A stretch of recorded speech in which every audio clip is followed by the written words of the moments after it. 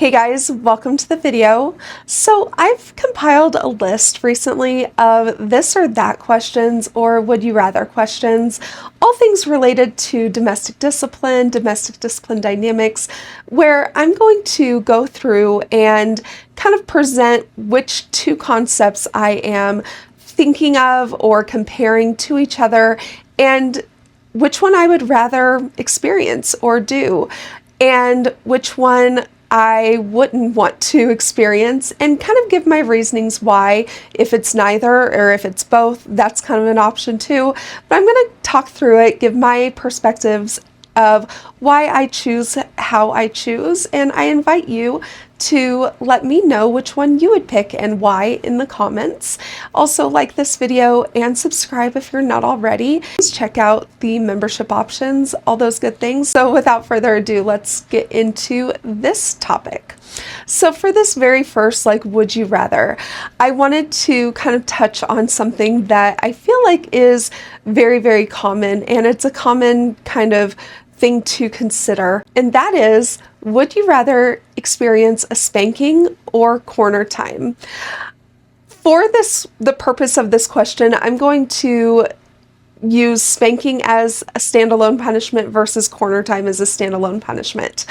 You can definitely combine them, and many people do combine these two things into one punishment experience, but for the sake of comparing, let's just say that it is either a spanking or corner time and you're not combining them into one punishment.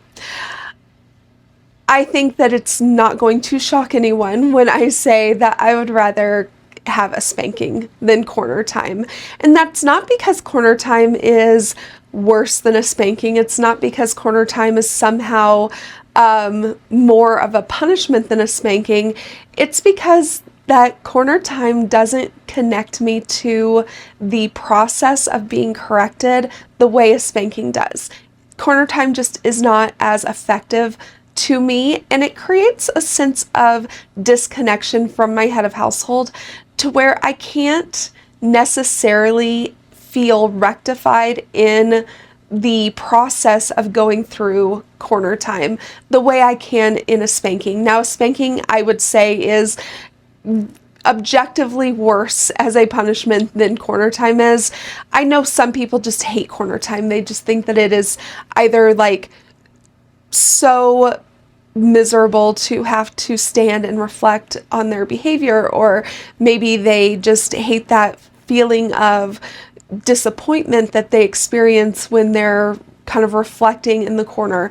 But for me, a spanking is just objectively a worse punishment because when we were using corner time, I typically was just not in the headspace to really connect the punishment to the behavior, and it just didn't have the same transformative effects for me.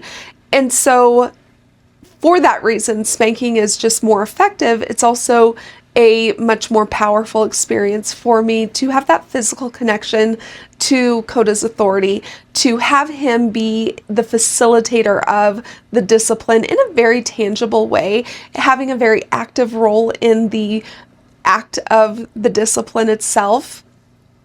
That is one reason why it's just more effective and more powerful for me to have him there, to have him facilitating my discipline, to feel that connection, feel his authority, and be very much reminded and just put into the headspace of being under his authority.